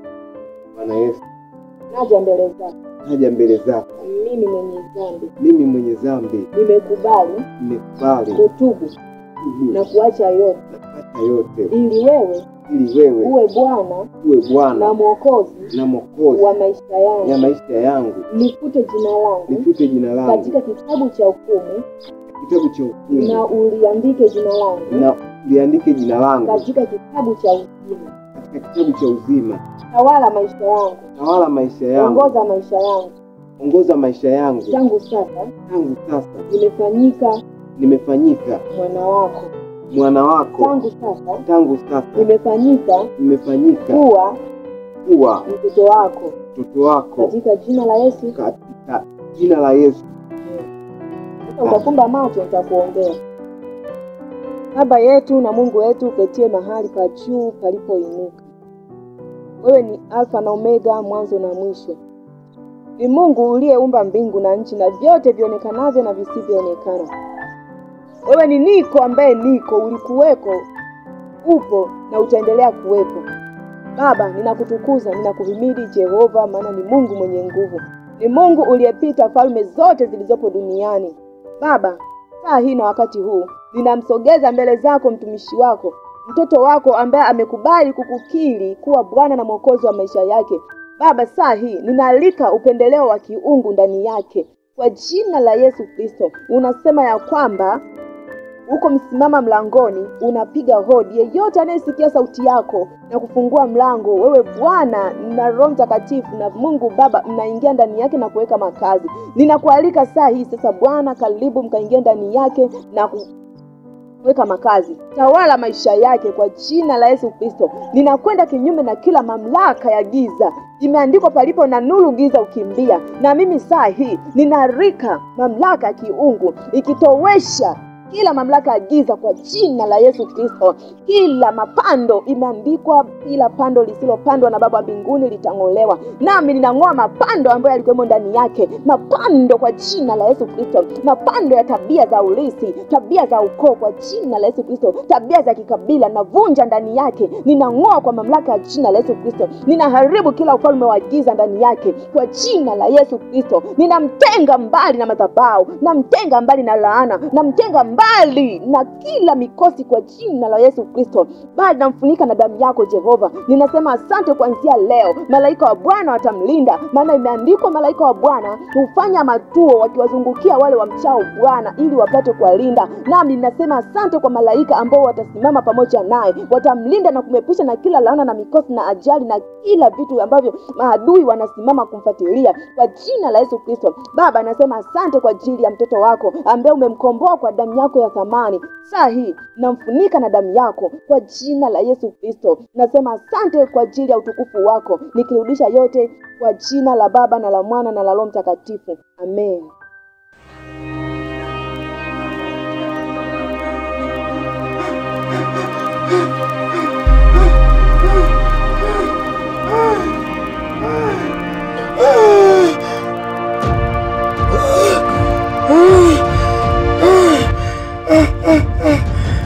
Uchungaji utaniua. Uchungaji utaniua. Hapa sijafungua kanisa nitaanza kutokewa na majini. Nikifungua kanisa misima vibwengo yatajia kanisani, mijini na mijini yake. Hapa tafungula 10 sijawaza kula mijini na nitokea blai jamani. Uchungaji kazi. Acha watu wale sadaka jamani, uchungaji kazi. Ya mimi. Una nafsi. Wajini. Bako mimi mkweo. Wajini. Jini hayupo hapa, mimi mkweo sio jini baba. Wewe ndo jini. Mimi mkweo. Wewe bwana, wewe kama wewe jini bwana, mimi sio mchungaji, mimi ndio kwa kweli. Mimi sio mchungaji kabisa, yani mimi mtambaa, yani hata ndoto kwa mchungaji sina. Nakueleza ukweli, sio mchungaji. Maisha tu tunakueleza ukweli, maisha tu. Mimi sio mchungaji bwana. Baba mdogo, mimi hapa mkweo, mimi sio jini. Ndio kama yule jamani. Mimi mwenyewe namuogopa, mimi nimeshangaa, mimi mwenyewe namuogopa. Sasa jini umeliacha wapi? Sasa mimi naelewa sasa. Mbona mnafanana bwana? Tunafanana sio mimi sio jini, mimi mkweo.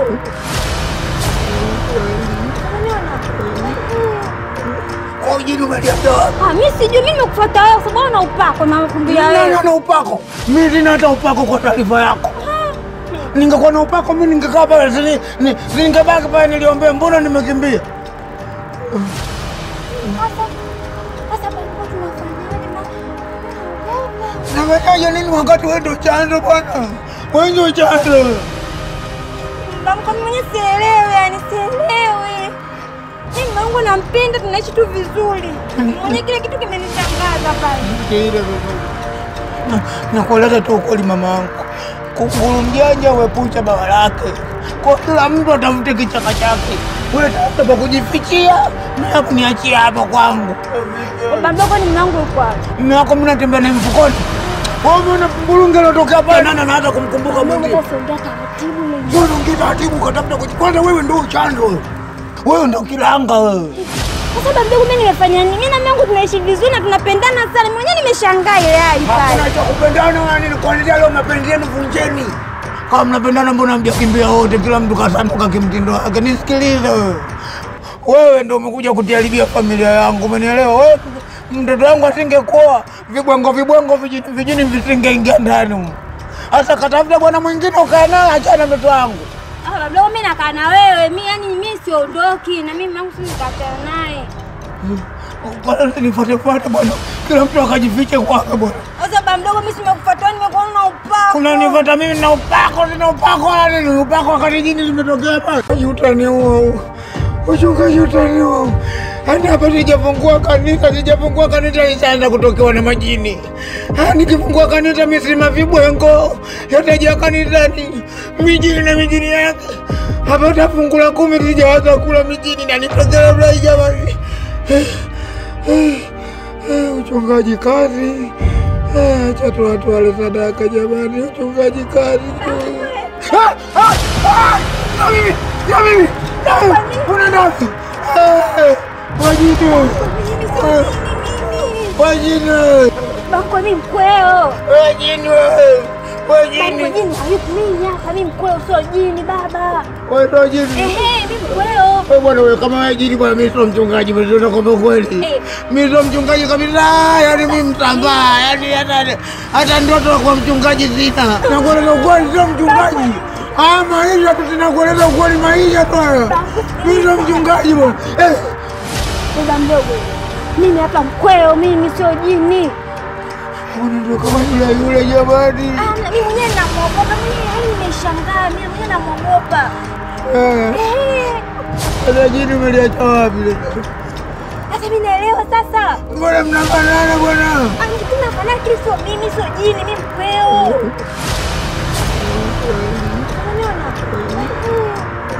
Kwa jini umeliacha wapi? Mimi sijui, mimi nimekufuata wewe kwa sababu una upako na makumbia wewe. Nani ana upako? Mimi sina hata upako kwa taarifa yako.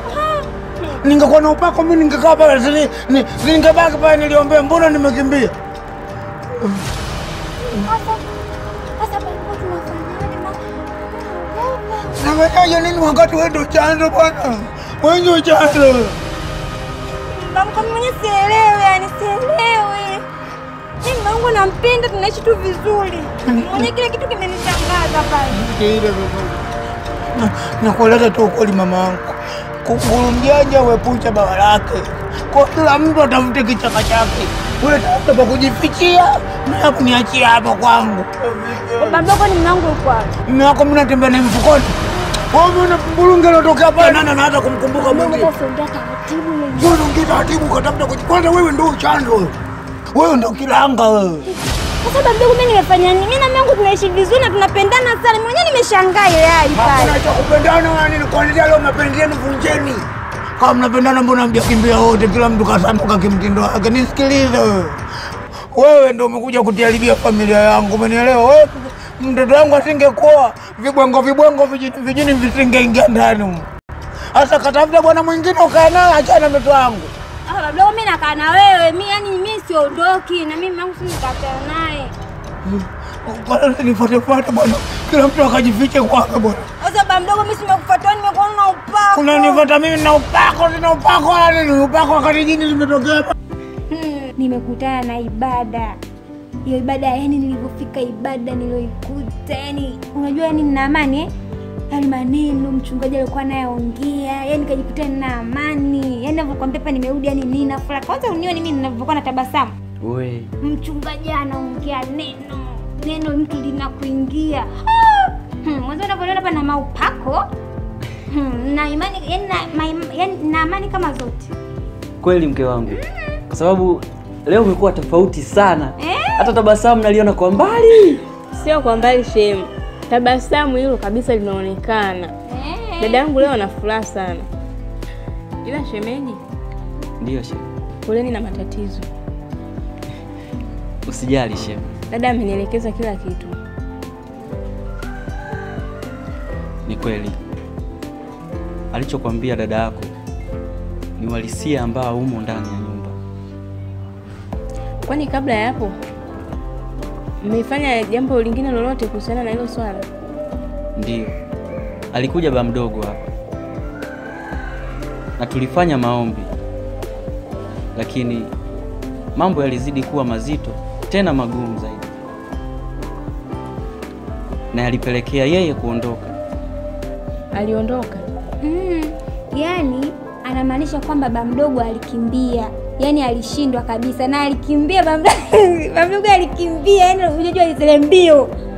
Yani katikati ya maombi yani kuna kile kitu nilichokusimulia kikatokea baba mdogo ni alikimbia mbio. Yani mimi namsogea baba mdogo hivi. Baba mdogo alikimbia. Ile siku sitaisahau.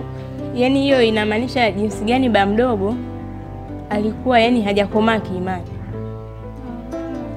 Kwa sababu angekuwa ni mkomavu katika imani, asingekimbia. Angepambana na lile swala mpaka hatua ya mwisho. yani angesimama nalo, yani angeshughulika nalo lile jambo, yani mpaka kingeeleweka. Lakini kutokana Imani ilikuwa ndogo, ndio maana alikimbia. Aha, hiyo ni kweli kwa sababu hata kile nilimkimbilia alisema baadaye akaniambia bwana mimi sina upako bwana. Kwa hiyo na ulivyoniambia basi nilipata kitu, ni kweli. Kwa mimi ninachowashauri hata nyinyi wenyewe inabidi muwe na imani. Tena sio kujaribu, yani muwe na imani. Mioyo yenu yenyewe yani iwe tayari katika kufanya maombi kwa nguvu zote na kwa imani kubwa zaidi. Umenielewa shemeji yangu? Lakini shemu, inawezekanaje ba mdogo kuwa hana imani hali ya kuwa alikuwa ameshika neno kichwani mwake? Kwa sababu shemeji, hata Biblia inasema imani bila matendo imekufa. Inawezekana baba mdogo alilishika neno la Mungu lakini matendo yake ni ya ovyo. Ila mdogo wangu ile swali unaloongea upo sahihi. Kweli sisi imani yetu ilikuwa hafifu sana. Kwa sababu watu wengi walikuwa wanatushauri hivyo, hata shangazi pia. Nakumbuka hata kuna kipindi naye amefika, alituambia wifi, yani kuna siku tunakula yani tulikuwa tunajengea mazoea hata wakati wa kula tunakula tu. Lakini ule mtoto akasema, wifi, vipi? Hatufanye maombi.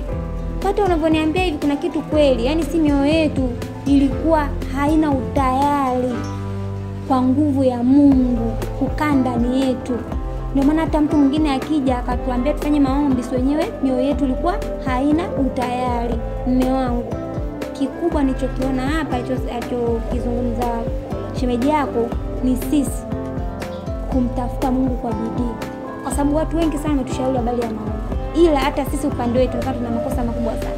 Kwa sababu hata wewe mwenyewe ukilala, mimi nakuonaga umeshachomeka neti, umejifunika shuka, unafanya maombi ndani ya shuka. Muulize shemeji yako hapa. Mungu akatai. Mke wangu, mimi nipo tayari. Nipo tayari. Mke wangu, matatizo yale ya ndani. Mimi hata ukisema tufunge. Hata sasa hivi mke wangu nipo tayari mimi. Nimefurahi sana kusikia hivyo. Na imani tukiungana kwa pamoja kufunga na kuomba, basi hilo swala litaisha kabisa. Maana mchungaji leo nimemsikia akisisitiza sana swala la imani. Kwa hiyo nimepata kitu kikubwa sana. Vinasema ombeni nami nitawapa, niiteni nami nitaitika. Umeshaelewa? Kwa hiyo unavyoomba kwa imani, kwa moyo wako wote, kwa akili yako yote, hata Mwenyezi Mungu pia anakusikia.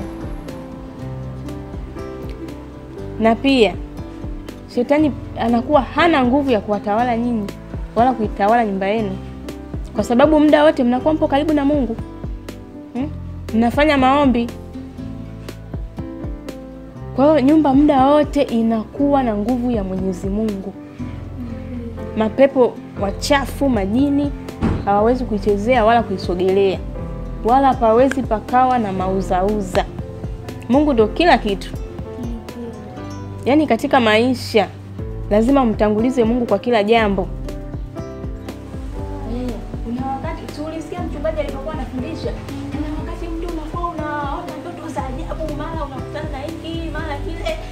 Ule ndio uhalisia, sio ndoto. Sasa wewe unachotakiwa kufanya pale ni kukazana kufanya ibada. Ni kuhakikisha yani kila wakati wewe unafanya ibada, unamuomba Mwenyezi Mungu awe anakusaidia kwa kila jambo. Kuna maroma chafu waga natawala kwenye nyumba za watu, kwenye ofisini, sehemu za kazi, kama hivyo shemeji yangu. Shemeji, na imani wote tupo njia moja kwa ajili ya kutatua hili swala, na tumekuelewa shemeji yangu. Tumekuelewa. Sawa shemeji yangu. Hilo ni pepo. Hilo ni pepo ambalo linasababisha nini? Ukose amani kwa wewe. Katika kulidhibiti hilo pepo lazima ufanye maombi, lazima muwe na imani, lazima mshirikishe Mungu kwa kila jambo.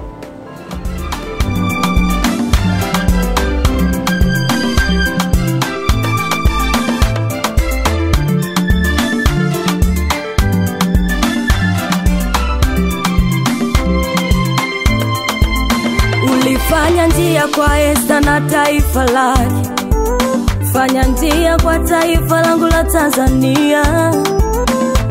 Yatima wanakulilia, wajane wanakusubiri, vipofu Yesu, viziwi Baba, wenye shida mbalimbali wakutane nawe Yesu, wakutane nawe Yesu, wakutane nawe Baba.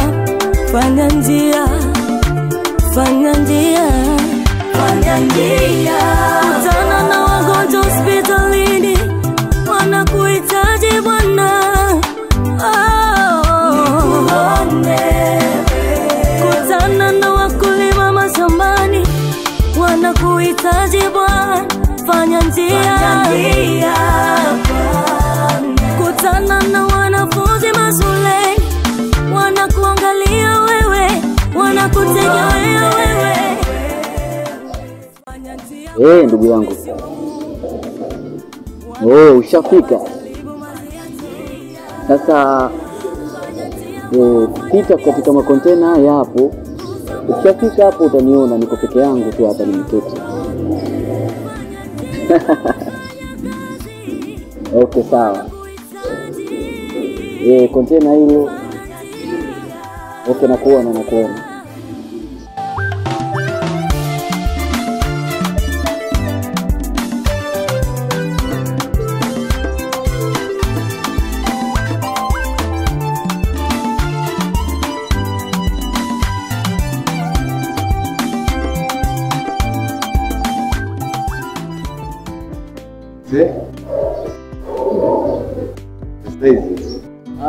Nzuri. Vipi hali? Mama.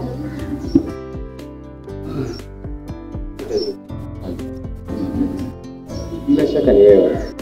Ya, ni mimi. Aisee. Sasa nisikupotezee muda. Nafikiri ule mzigo wako ambao tulikuwa tunawasiliana ni hapa. Natumaini vitu vyako ni hivi hapa. Ispeti yangu? Ndio hiyo ambayo nimeiokota bwana.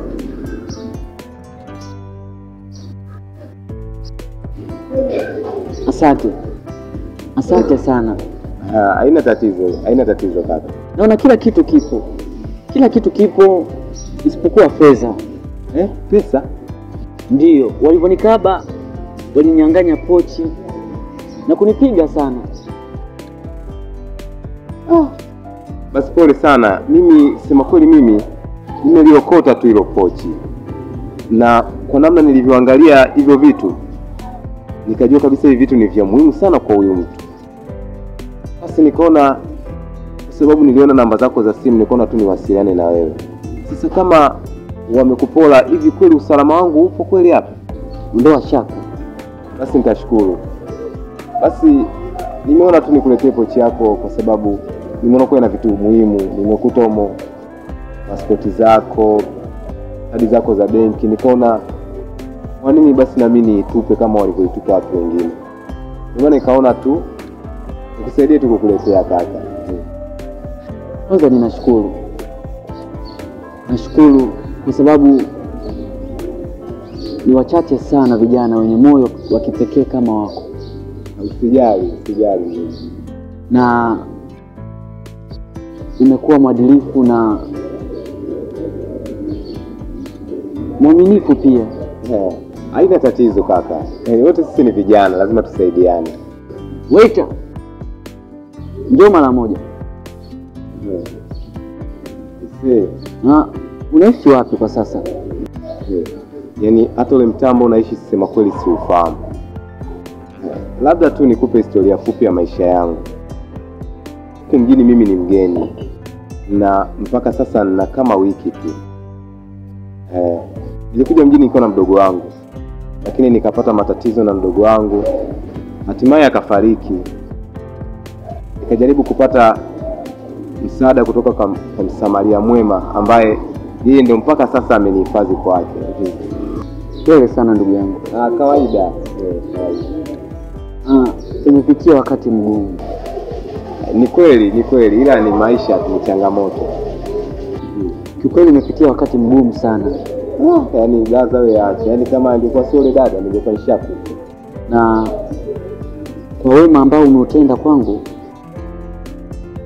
natamani nikusaidie. Kama nilivyokuambia, natamani nikusaidie. Kaka, kama kweli utanisaidia, nitakushukuru sana. Maana kama nilivyokuambia hapo awali, hata nakutana na wewe hapa ni kwa sababu tuko na Msamaria amenisaidia tu kwa kwake mpaka sasa. Nitashukuru sana kama utanisaidia. Mimi nina biashara zangu, na imani utaweza kufanya kazi hizi ndogo ndogo za kusogeza mizigo. Mizigo mimi naweza, kwa sababu mpaka sasa hivi hapa nafanyaga tu vibarua tu vya ujenzi hivi vya kubeba matofali, mchanga. Kama tu ni kusogeza mizigo naweza kabisa. Naweza. Na mimi kutokana na wema na matendo ambayo umeyatenda hapa, hata katika kazi tunazozifanya utakuwa mwaminifu pia. Mimi kutoa mashaka kabisa. Nitakuwa mwema. Maana hapa mjini sina baba, sina mama, sina hata mdogo. Niko kama hivi nilivyo. Nafikiri wewe ndio utakuwa ni mwanzo wa familia yangu. Nitashukuru sana. Nitashukuru sana. Nitashukuru sana. Kama utaendelea na wema kama huu, tutafanya kazi. Asante. Kunywa soda. Sawa.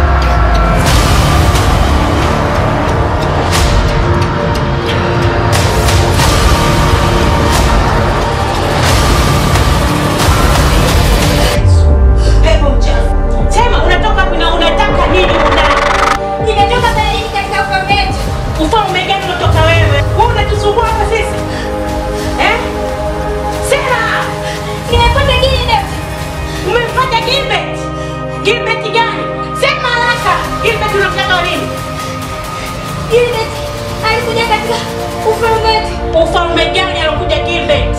Ufalme gani? Nasema anahitaji utajiri. Acha kuongea uongo wewe. Pepo mchafu. Endelea kusema kweli na kweli kabisa. Sema kweli. Nitakuunguza leo, sema kweli. Wewe unafikiri unatukombanisha ndani, unatutisha. Leo ndio mwisho wako. Leo ndio mwisho wako. Nisameni. Leo mwisho wako. Nani akusamee wewe unakombanisha watu ndani? Agano gani unakula na Gilbert? Sema. Tulikula naye agano. Gilbert alikuwa anahitaji utajiri. Kwa sisi kwa wazazi wake. Kila tabaki na mali na milaki yote anakora. Acha uongo wewe. Leo ndio mwisho wako. Leo tunakufunga minyololo, leo tunakuchoma moto. Nisameni.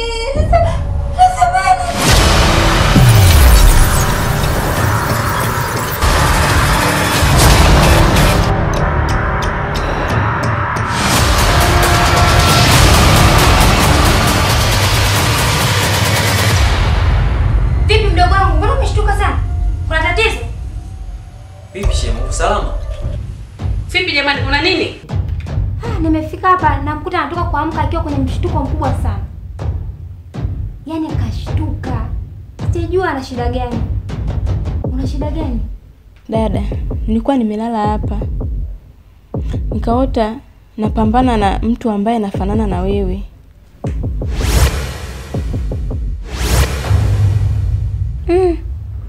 Kwa hiyo ikawaje shemu? Akawa anataka kunikaba. Mimi nikashtuka. Kwa bahati niliona Biblia.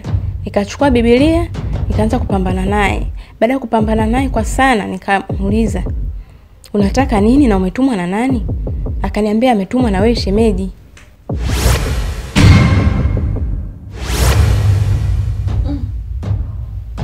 Wewe mtoto wewe, ishia hapo hapo. Una uhakika na maneno unayosema? Gilbert, hao watoto ni waongo sana unajua. Tena ni wanafiki. Yaani wanatengeneza matatizo, alafu waturudishie sisi kwamba ndo chanzo cha matatizo. Umeona Unachokisema una uhakika nacho?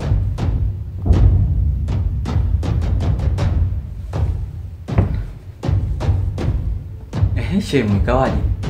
Shemu, mimi nakuambia ukweli, kitu ambacho mimi nimeota. Amesema hivi, wewe ulienda baharini, ukawa unalalamika, ulikuwa unataka utajiri. Na wao yale maneno yako waliyasikiliza, kisha wakayafanya kama agano. Walichukua na damu yako.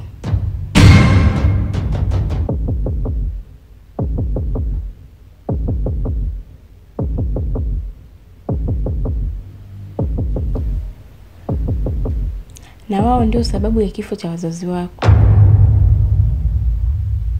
Sijui unanielewa? Hebu jaribu kukumbuka vizuri shemeji. Hujawahi kwenda baharini kulalamika unataka utajiri? Mume wangu. Gilbert mwanangu. Unaona watoto walivyokuwa nafiki hao? Hivi kweli mwanangu unaweza ukafanya vituko kama hivyo? Ukafanya mambo ya ajabu kama hayo anayosema. Unajua maneno makubwa hayo?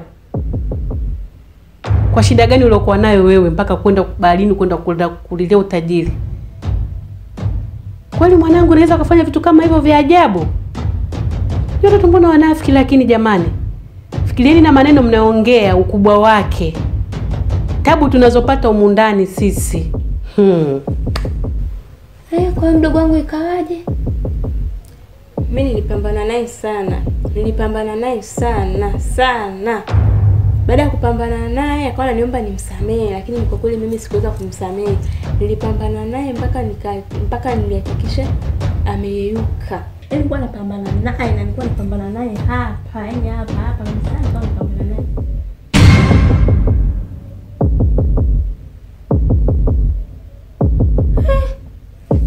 Si majivu haya.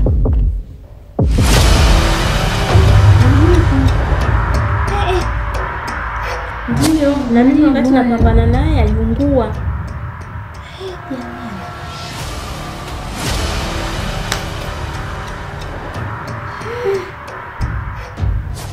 Shangazi, mke wangu, hayo ambayo anazungumza shemu ni ya kweli kabisa.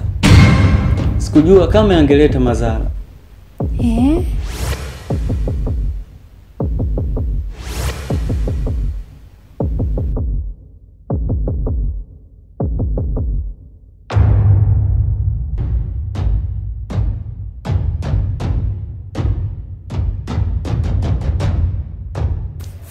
Wanangu, poleni sana kwa msukosuko. Poleni sana kwa hiki kilichotokea.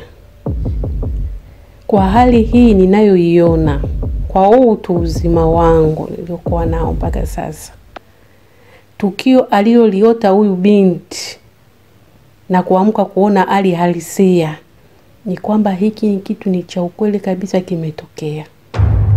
Kwa sababu kama kile kitu kingekuwepo hapa tungeshavurugana tayari hapa. Lakini muona bado kuna amani iliyotulia, kitu ambacho hakijawahi kutokea, tukakaa kwa utulivu kama hali hii iliyotokea. Na vile vile naomba niongee kwa mwanangu Gilbert. Naomba hii ikawe funzo. Leo kuna faida gani? Umepata mali wazazi wako hawapo. Hivi vitu ni vya ajabu. Hata watu nje wakitusikia inakuwaje mwanangu? Haya mambo ni ajabu mwanangu.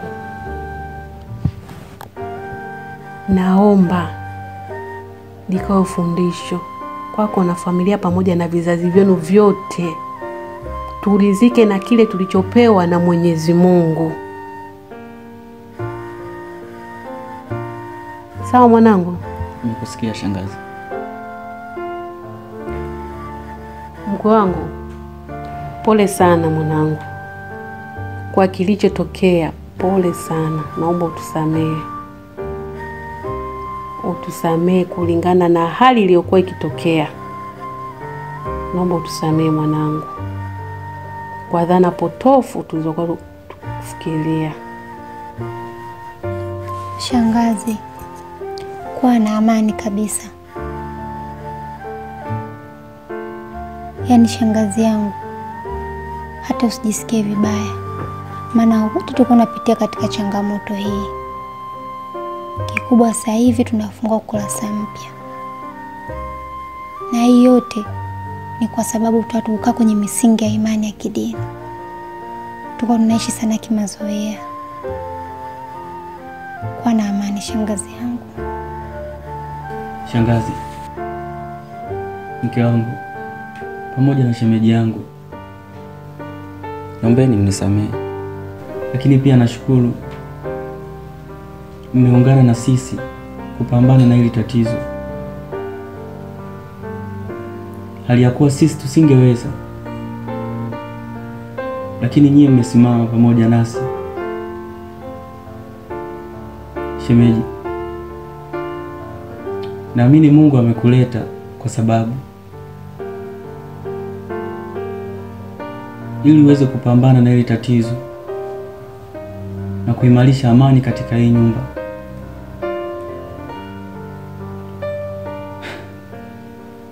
Japokuwa ninaumia sana kuwapoteza wazazi, hii yote ni sababu ya tamaa ya kupata mali.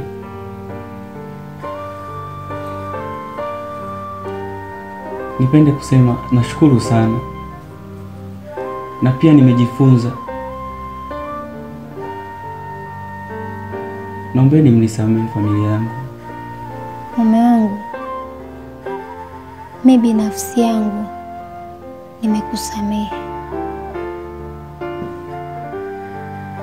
Wanasema kutenda kosa sio kurudia kosa. Na hii yote ilikuwa inatokana na kuishi pasipokuwa na imani na nguvu za kimungu. Tulikuwa tunaendekeza tu mambo ya kidunia. Na imani sasa mume wangu tutaishi vizuri kabisa. Na pia mume wangu, nadhani utakuwa umejifunza kitu. Maneno huwa yanaumba. Ulivyoongea uliona tu unaongea tu kama jambo linaenda hewani, lakini kumbe kupitia ulimi kikatengenezeka kitu kizito. Kuwa na amani mume wangu. Usijisikie vibaya. Kikubwa tu shike ibada, tuwe na maombi ya nguvu, tuwe tunaendelea kufunga na kuomba. Mimi hayo tu. Nashukuru. Nashukuru mke wangu. Fungua ukurasa mpya.